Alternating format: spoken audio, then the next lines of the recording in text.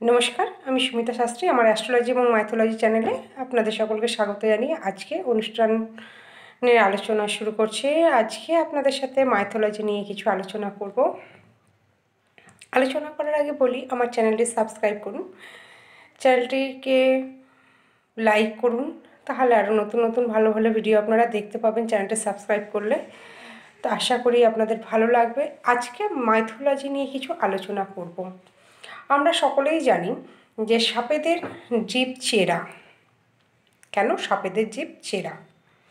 এটা মাইথোলজি থেকে অর্থাৎ পুরাণ থেকে পড়ে আমি জেনেছি, বা সেটাই বলছি।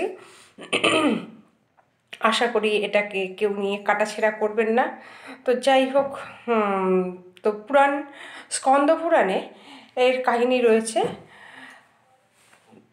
এবার সেইটি নিয়ে আলোচনা করি। গরুর হচ্ছে সাপেদের শত্রু, আমরা সকলে জানি। এবার কেন সে সাপেদের শত্রু অথবা কেন সাপেদের জিভ চেরা, সেটা নিয়ে আজকে আলোচনা করব। প্রজাপতি দক্ষ তার 64 জন কন্যা ছিলেন। 64 জন কন্যার মধ্যে 13 জনকে কাশ্যপ মুনি বিবাহ করেছিলেন। তার মধ্যে ছিলেন গরুরের মা এবং সাপেদের মা, এরা দুজনেই। তো সাপেদের মায়েদের নাম হচ্ছে কদ্রু, আর গরুর এবং অরুণ দুই ভাই, এদের মা হচ্ছে বিনতা। তাই এরা সকলেই হচ্ছে কাশ্যপ মুনির স্ত্রী। তো এক সময় কদ্রুর ইচ্ছা হলো বিনতাকে তার দাসী করবে।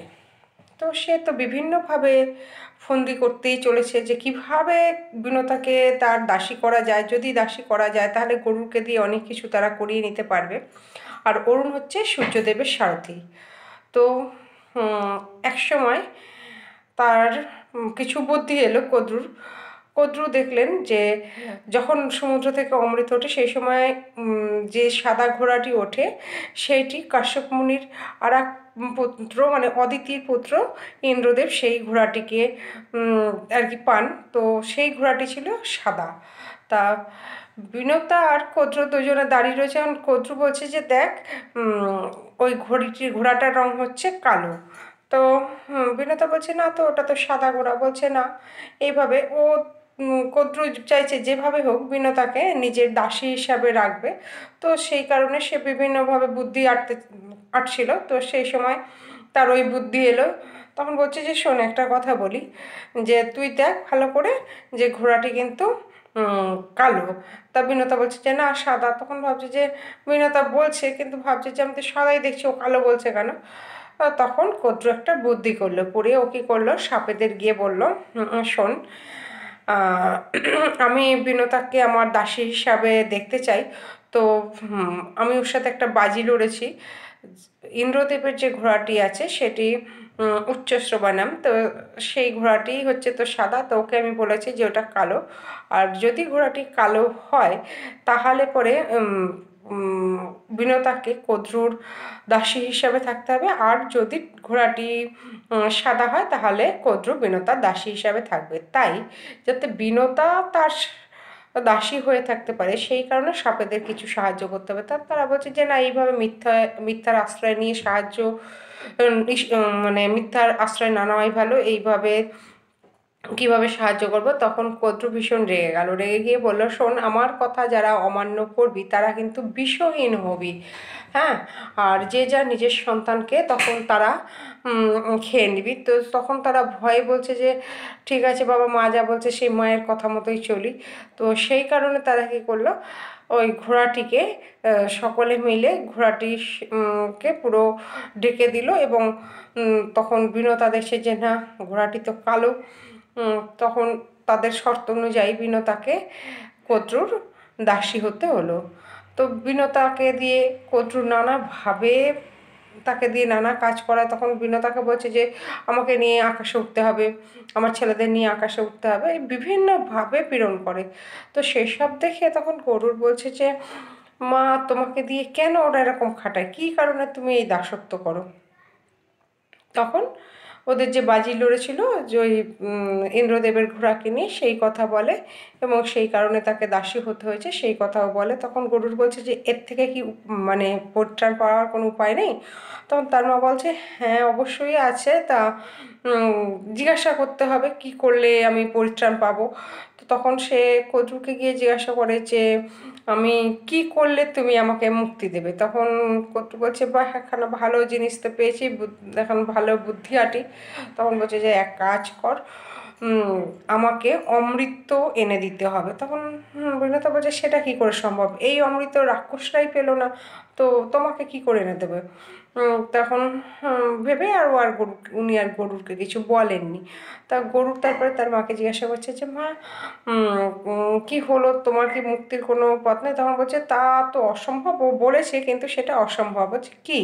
বলছে স্বর্গ থেকে আমার জন্য ওদের জন্য অমৃতের কলসটা এনে দিতে হবে, ওরা অমৃত খাবে।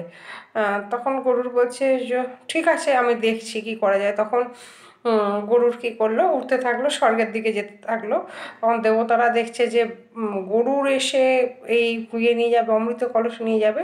তখন তারা নানা রকম অস্ত্র শস্ত্র ছুঁড়ে তাকে তো বাধা দিতে গেল, কিন্তু গরুর তার ডানার ঝাপটে সমস্ত অস্ত্রশস্ত্রকে আবার ফিরিয়ে দিতে থাকলো। তো তখন দেবতারা দেখলো যা আমরা তো পারছি না, কি করা যায়।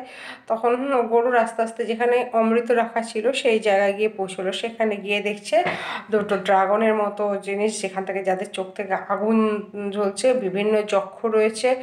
তো সেখানে মানে সেখান থেকে আনা অমৃতের কলস আনা ভীষণ কষ্টকর। তখন ভাবছে যে কী করা যায়। সেই যক্ষরাও তখন তাকে বিভিন্নভাবে অস্ত্রশস্ত্র দিয়ে করতে লাগলো, মারতে লাগলো। আর সেখানে একটা চক্র কন্টিনিউ ঘুরছিল। তা তখন সেই দেবতারাই পারলো না গরুরের সাথে, তো যক্ষরা কোথাকার কে, তো যক্ষরাও পারেনি তার সাথে যুদ্ধ করে। তো সেই আর ওই ড্রাগন দুটোর যে আগুন মানে ঝরছিল সেই আগুনগুলোকে তার ডানার ঝাপট দিয়ে বুদ্ধি করে সে সেখান থেকে অমৃতের কলস নিয়ে চলে আসছিল।